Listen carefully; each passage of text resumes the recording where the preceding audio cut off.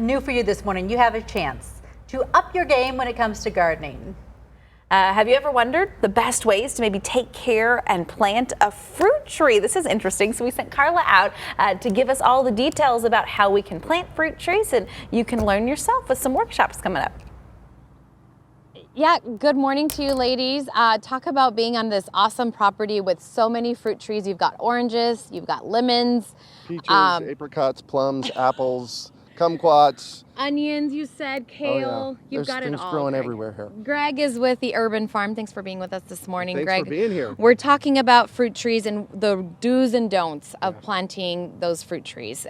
Give us a glimpse as to what we need to keep in mind when it comes to planting fruit trees, especially during the season. So the first thing you want to know is that you can go into most nurseries and all the big box stores and they will sell you a fruit tree that'll never make fruit. And that's so discouraging. It's the reason I started my Urban Farm fruit tree education program 19 years ago was to educate people about the pitfalls. So going in, one of the big things you need to know is we get about 350 hours of chill, which is temperatures under 39 degrees. We need to plant low chill trees here. Okay. If you plant a high chill tree, you'll never get fruit.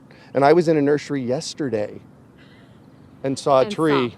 I saw one of those trees that it'll just never make fruit. It makes me mad. So with oranges and lemons, and we've got two samples here, you were telling me the spring, the January through maybe late April is the max time that you should be planting those trees. I'm going to say late March. Oh, okay. Yeah, so really the time to plant your fruit trees is the first quarter, January, February, and March. You plant deciduous trees in January. Those are your apples, peaches, apricots, plums, pomegranates, figs, those kinds of things.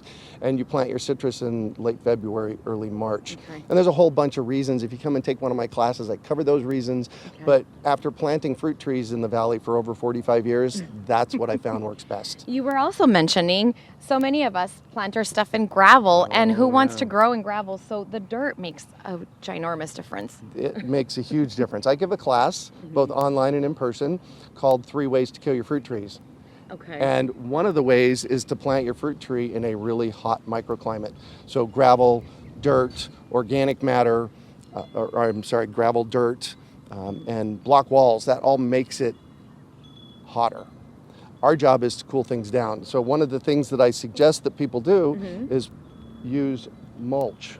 Put mulch around your basin. One of my rules about planting fruit trees is a 6-foot diameter basin and 6 inches of woody mulch. Okay. That'll and then help obviously cool the things. planting mix helps those nutrients, that moisture that they so desperately need. So to when grow. you plant the tree, my prescription is 40% native soil, 60% organic matter. You add azomite, which is micronutrients, worm castings. Got azomite right here. Azomite, worm castings, and mycorrhiza. This adds the life around the roots of your soil so that they just explode.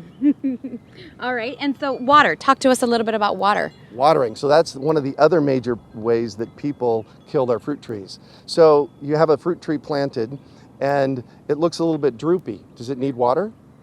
We automatically think it does. Exactly. So we give them more water. And then that overwaters them and then they get a little more droopy. And what do? Add more water. And then you add more water and you add more water. So really we're overwatering our trees. And we have to be really careful about that. The other thing is you don't want to put them on a drip system. Fruit trees need a long, deep water once a month in the winter and twice a month in the summer. Yes, you heard me right.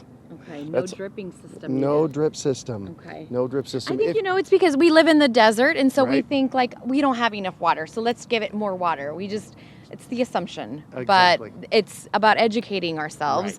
We're going to have another segment coming up in about an hour talking about the planting calendar, which you have, and we're going to add a little bit more on that. Thanks so much for being with us at this 8:30 hour. Thank you. We appreciate it. Urbanfarm.org. That's his website, Greg's website. So if you're in that mode right now, wanting to plant, go over to his website. We're going to have more details coming up at 9:30 for you ladies. Back to you in the studio. And I've been out there before. So cool on this little plot of land. How much he has in the backyard's awesome too. So we'll check back with you. Yeah, do you want to see? Do you want to kind of get an idea? Yeah, look at that.